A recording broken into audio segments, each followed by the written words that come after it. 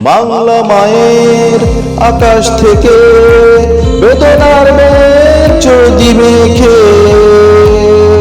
দেশি কিংবা বিন্দেশি হয় না ধ্বংসের তাণ্ডব লীলা চালায় যদি ছাড় দেয়া হবে না তাকে দেহের ভেতর মায়ার রক্ত বয়ে থাকে নিরবধি আমার প্রাণের দেশ আমার স্বাদের দেশ বাঁচাবো আমি আবার যুদ্ধ করে দেশপ্রেমী সব জনতাকে নিয়ে আমার দেশকে